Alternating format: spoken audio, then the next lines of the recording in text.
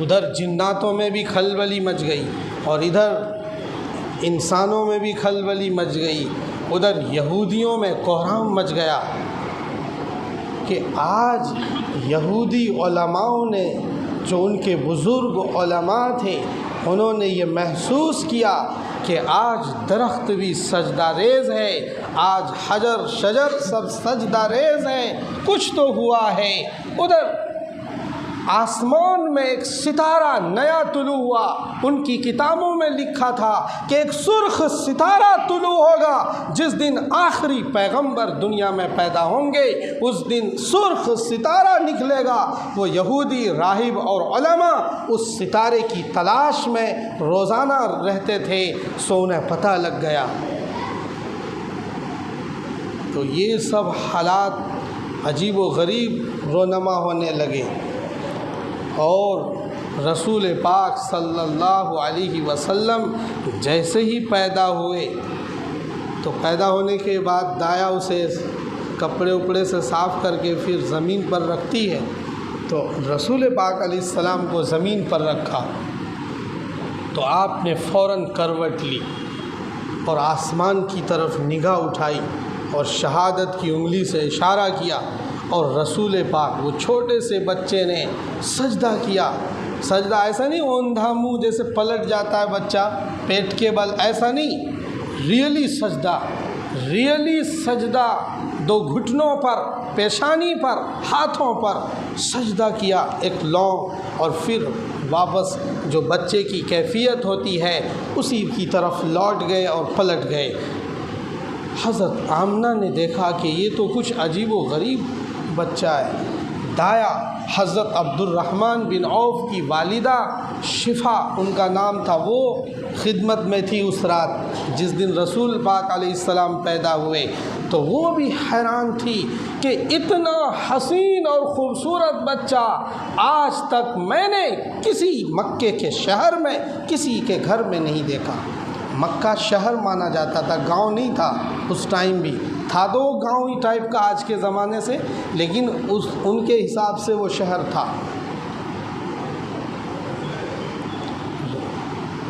آپ صلی اللہ تعالی علیہ وسلم اس دنیا میں جلوہ افروز ہو گئے۔ ادھر عبد المطلب کی خوشی کا کیا کہنا۔ عبد المطلب نے سوچا کہ اسے خانہ کعبہ لے جاؤں اور دعا کروں۔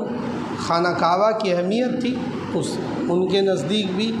خانہ کعبہ میں ایک اونی چادر میں لپیٹ کر وائٹ کلر میں حضرت محمد صلی اللہ علیہ وسلم کو خانہ کعبہ لے گئے، اور راستے میں کئی لوگ ملے۔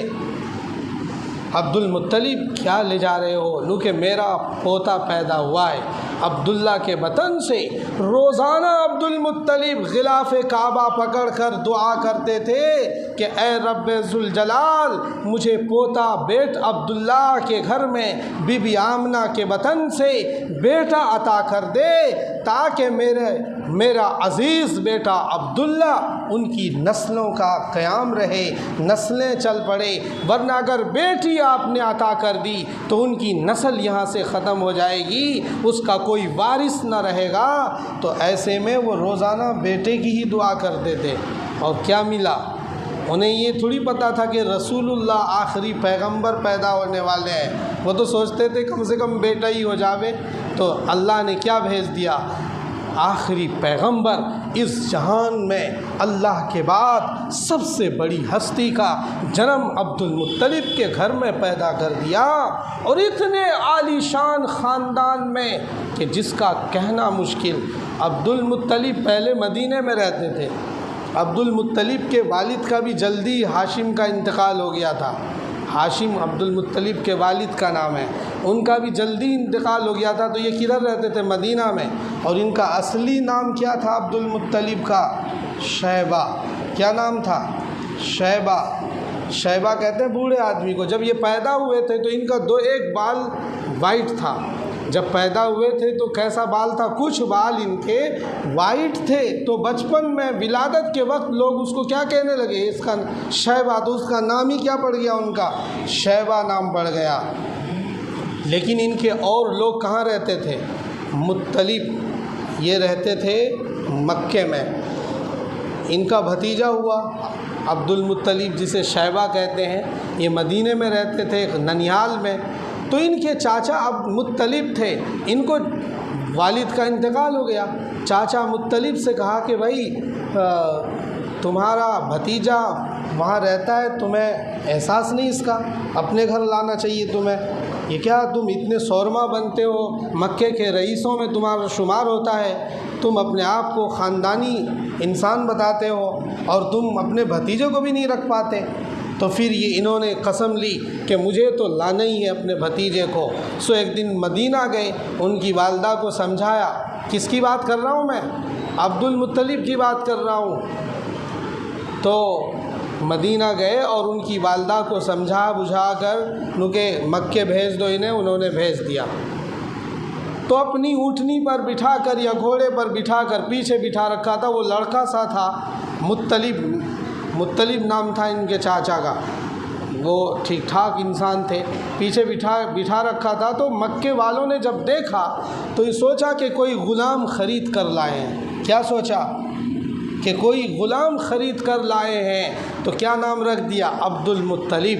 پیچھے جو لڑکا بیٹھا ہوا تھا ان کا کیا نام رکھ دیا؟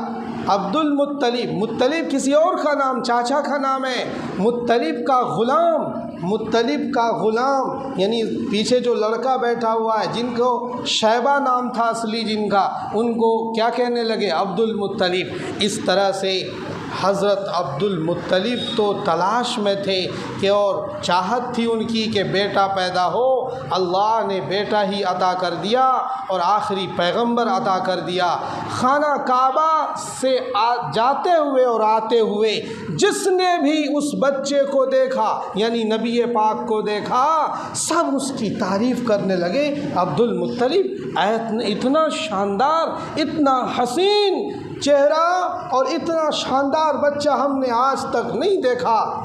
عبد المطلب جب واپس آئے آمنہ کے پاس تو انہوں نے کہا، آمنہ میری سمجھ میں آ گیا، میں نے اس کا نام محمد رکھ دیا۔ محمد کہتے ہیں اس آدمی کو جس کی تعریف کی جائے اور سارا جہان جس کی تعریف کرے۔ جدھر لے گیا میں، جس نے بھی اس پر نظر ڈالی، سب نے اس کی تعریف ہی کی۔ اس لیے ان کی اس کا نام کیا رکھیں گے ہم؟ محمد۔ اسی دن سے کیا نام رکھا گیا؟ محمد۔ اب اس دھرتی میں توحید کی دعوت والا پیغمبر، ایک اللہ کو پکارنے والے پیغمبر، ایک اللہ کی طرف بلانے والے پیغمبر، ایک اللہ کی پرستش کا سبق دینے والے پیغمبر حضرت محمد مصطفیٰ صلی اللہ علیہ وسلم دنیا میں جلوہ افروز ہو چکے ہیں۔ ادھر آمنہ کا دل کپ کپا رہا تھا۔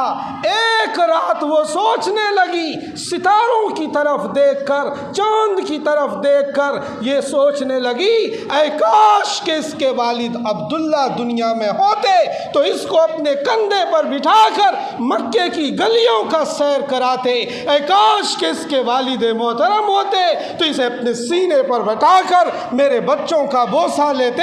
اے کاش کہ اس کے والد محترم ہوتے تو اس کی انگلیاں پکڑ کر میرے گھر کے باہر اور اندر اسے پھراتے۔ یہ سوچ ہی رہی تھی، آواز آئی، آمنہ تو فکر نہ کر، اگر یہ کھیلنا چاہے گا تو سورج اور چاند کو کھلونا بنا دوں گا، اگر یہ پتھر کی سنگلاخ زمین پر چلے گا تو اسے موم بنا دوں گا، دھوپ میں یہ چلے گا تو میں بادل اور ابر کا سایہ ان پر نافذ کر دوں گا۔